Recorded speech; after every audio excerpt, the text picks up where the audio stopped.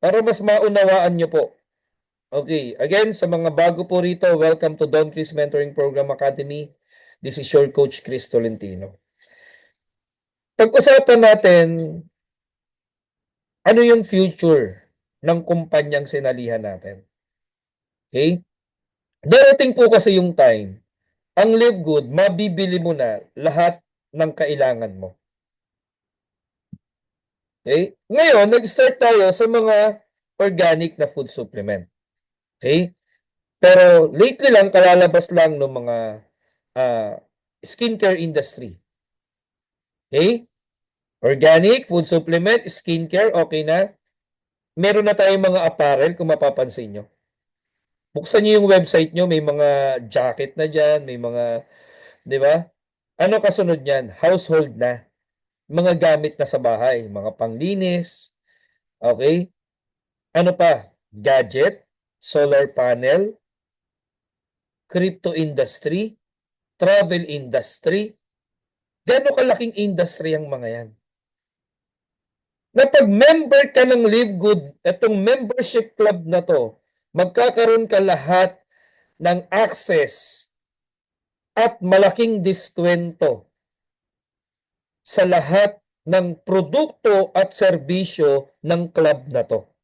Nagigets niyo po? Halimbawa, sa Rolito, gusto mag-travel, may discount ka kasi member ka. Di ba ganun sa produkto? Ang laki ng tipid. Ang laki ng diskwento natin dahil member ng club. Yun yung power ng subscription. Di ba? SNR, Costco, Amazon, subscription, membership club, ganun din po tayo. Ngayon, hindi mo maalis sa paningin ng iba na ang Live Good po ay pangkaraniwang network marketing lang na recruit. Okay? Pero ang kumpanya po, tumutulong na sa atin para mag-advertise. Okay? Ngayong taon na to, malalaman na ng buong USA ano ang Live Good products, ano ang Live Good company, what is subscription, na meron ang konsepto ng Live Good. Kasi ang kumpanya po, nagraran na yan ng ads sa iba't ibang platform. Okay?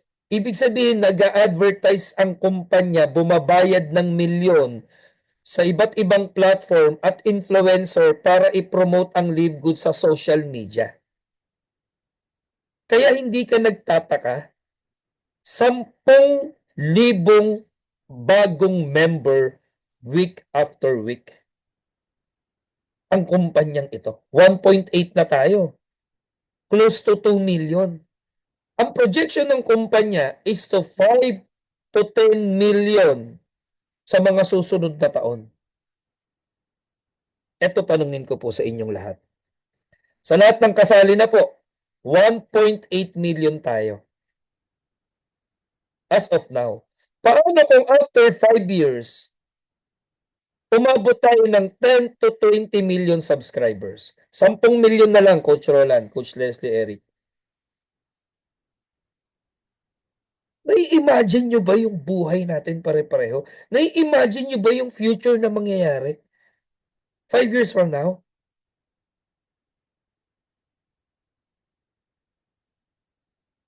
Ang Matrix ba possible mapuno? Possible hindi.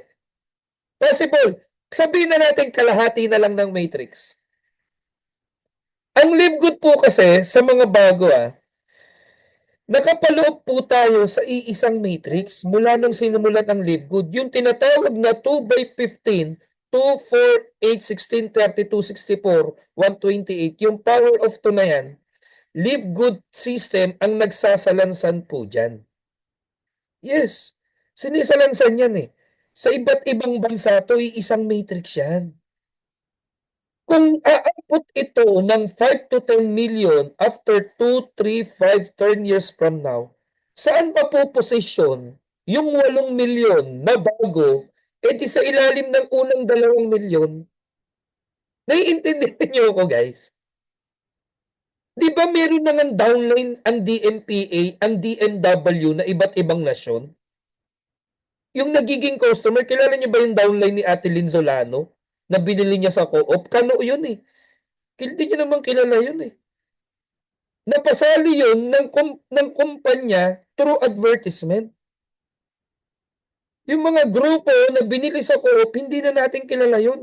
Ano na yun? Sa US kasi unang nag-ads. Pumapasok ngayon sa organization mo. Eh paano pa yung next 8 million kung tayo yung unang nasa 2 million? Eh pag napuno ang matrix, pag bronze ka, magkano daw? Magkano daw sa alam yung marketing plan? Magkano yung potential income mo? Pag bronze ka lang ha, meron kang dalawang napasali, bronze ka na. 2,000 ano? $47.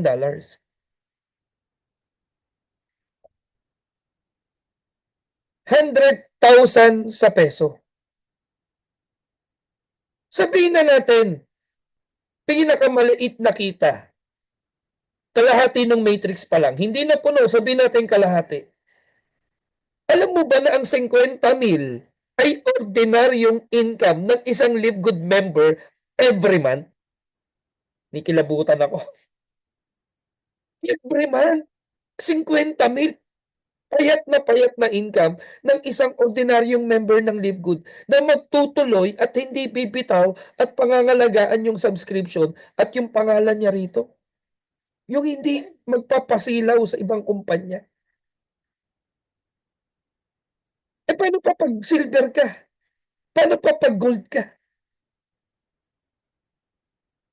Paano pa pag naging diamond ka after 2 years, 3 years, 5 years from now? May mabagal, may mabilis. Hindi naman pare-parehong magagaling eh. Eh para kahit pala mabagal ako, kahit pala hindi ako magaling, kahit pala hindi ako kasing galing magpaliwanag ng ibang magagaling talaga, magtutuloy lang ako, mag-iimbita, magpaparami at hindi ako bibitaw, pwede ko palang abutin yun? Yes, 100% mangyayari siya eh. Anong gagawin? Mag-focus kay Live Good. Kasi kung nakikita niyo yung projection at yung vision, yung over the horizon na nakikita ko rito, kapatid, lalalim ka. Hindi ko naman pwedeng ipahiram yung mata't isip ko sa inyo, yung puso ko. Pero ang totoo, kapatid, ang nakita ko dito, ito talaga yung retirement plan na tinatawag para sa akin. Bakit ko sinabing retirement plan? 1 taon na ako kay Live Good, kapatid, na kinakaroon to ng mahigit 1 taon. Eh. Hindi naman gano'n pala kalaki yung organization ko, hindi man gano'n pa kalaki yung kinikita ko, hindi pa milyunan. Pero hindi niya ako pinagkulang, eh. Ginamit talaga siya ni Lord na kasangkapan, eh. Mula January last year, March na po ngayon, 14 months, month after month, para po akong pensyonadong may tinatanggap na dolyares every month. Meron kay misis, may sa kambal kong anak. 4 na account, month after month, residual income, leverage income. Do you have any idea ano na yung income ni Kambal after 3 years? Yung $50, yung 40 o $60 nila monthly after 5 years? Ganun ako kapanatag na kahit anong gustong kunin ng anak ko, mag-doktor man yan, mag-engineer yan, anumang kurso nila, alam na alam ko, kapatid, kayang-kaya nilang pag-aralin yung sarili nila. Ngayon, yes, maliit. Ang income mo ngayon, $5, $10 sa matrix. Sa mga bago, ganun ka magsisimula eh.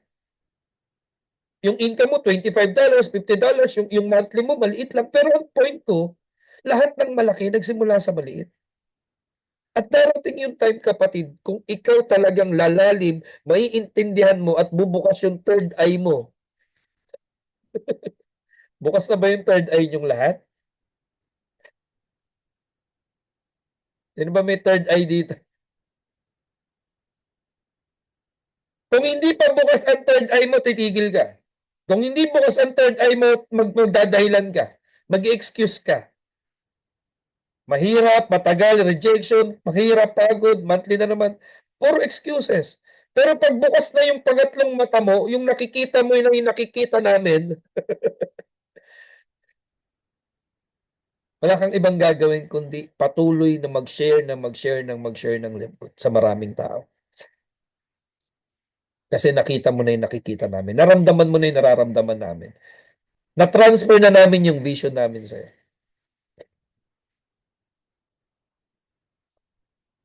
Number one, focus. Pakitype nga, focus. Okay? Pakitype nga po ako. Maraming naglipa ng kumpanya. Hindi ko sinasabing Live Good ang pinaka lahat maganda. Produkto maganda. Kumpanya maganda. Maraming legit na company sa labas. Okay? Pero bakit ko sinasabi sa inyo mag-focus kayo kay Live Good? Marami kasi, meron nga estudyante pa natin sa DMPA eh. Kasi bakit? Hindi bumukas yung third eye, Coach Roland.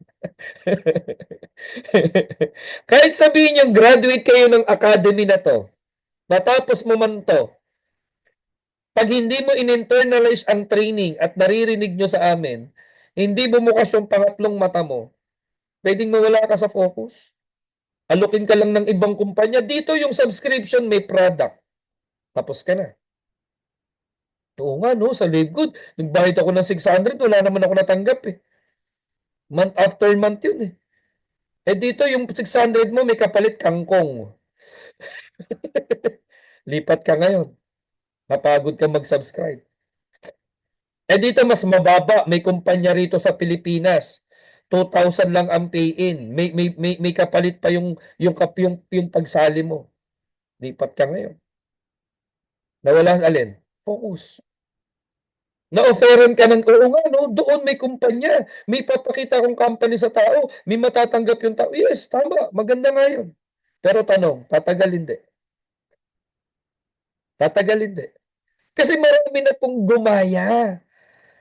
Ang Live Good po, ang kauna-unahang kumpanya dito po, no, sa atin sa Pilipinas, na ang model, ang concept, subscription.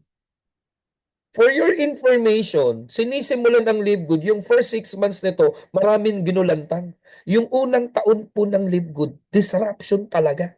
Nag-ingay po talaga to sa industriya ng MLM. Kasi hindi sila makapaniwala na na may bentang napakamurang produkto ng food supplement na MLM. Kasi lahat overpriced. Pag sinabing overpriced, mahal.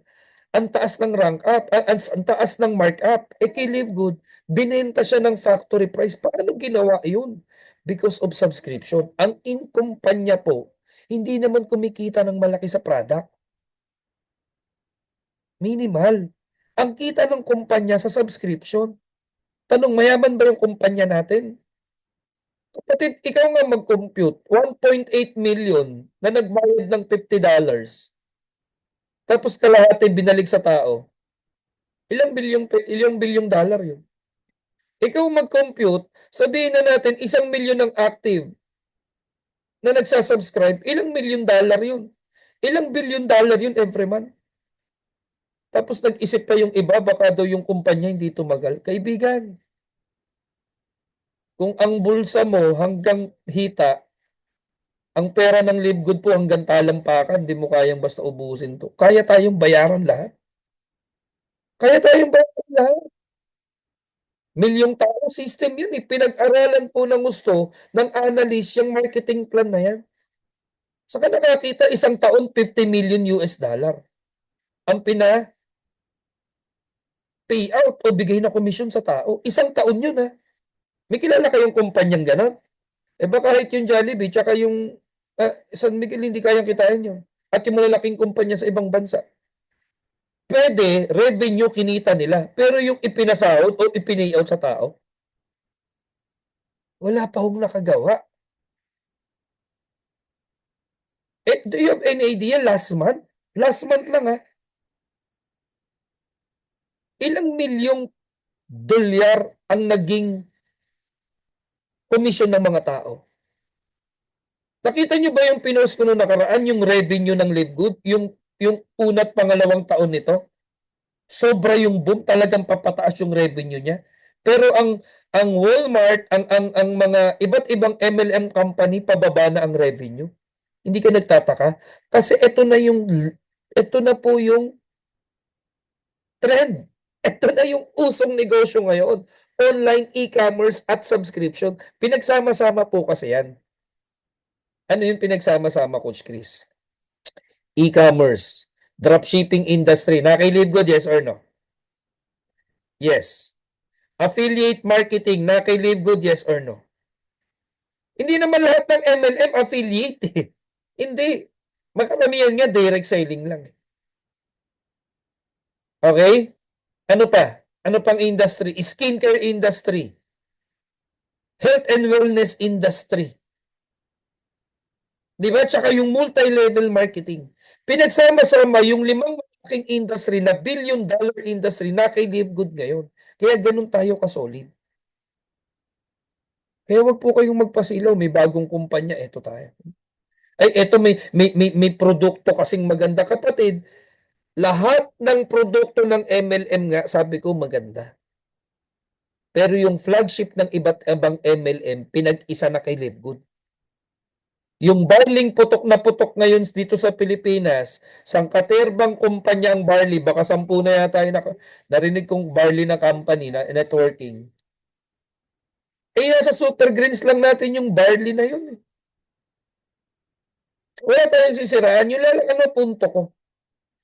Kung ikaw magne-network lang din naman, okay? Kung ikaw ay gagawa lang din naman ng organization,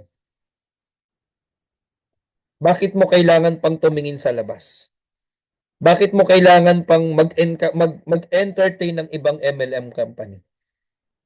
Kasi gagawa ka lang ulit ng bago ron eh. Parang ganito, ini-invite mo ako sa Livegood. After 3 months, iba na yung pinapasali mo na ako sa ibang kumpanya. Ano isipin ko sa'yo? Again, focus. Focus to one company. Nasa kama ka na wag kang lilipat sa banig. At nasa kumpanya ka na ng Livegood, wag mong pababayaan ang iyong subscription. Wag na ring papabayaan yung kredibilidad natin sa tao. Kasi pag ikaw napasali pa sa mga scam panis, company na scam panis, pangalan mo din yung masisira. Gaano karaming tao na po ang ayaw ng mag-Facebook na nagtatago dahil sila yung hinahabol. Kala nila legit, inilalaban nila yung kumpanya pero scam pala. Saan ka ba lalagay? Sa may napatunayan na o sa nagsisimula pa lang? Sa matatag na o sa bagong tatag pa lang? Sa mga may resulta na sa product, sa kumpanya o doon sa nangangapa pa lang? Sino po sa batch 8 at sa buong DMPA yung kasama namin na nakafocus kay Livegood at ang tingin dito long term na whatever it takes 100% Livegood affiliate ako. Pakitype nga ako. Yung kasama namin yung makakasama namin. Yung talagang focus, yung naintindihan na i-transfer ko yung vision ngayong gabi na to. Yan, salamat Ma'am Pearly, Eric, Mario, yung congratulations Sir JP, Roland, Corey. Yan. Di ba? 100%. Yan. Okay. Ngayon, meron akong special topic for you guys. Mga tip ko po ito tips. Again, maraming salamat. Focus po tayo. Walang bibitaw, walang kakalas, at walang matutulog sa pamilyang to. Maraming salamat po.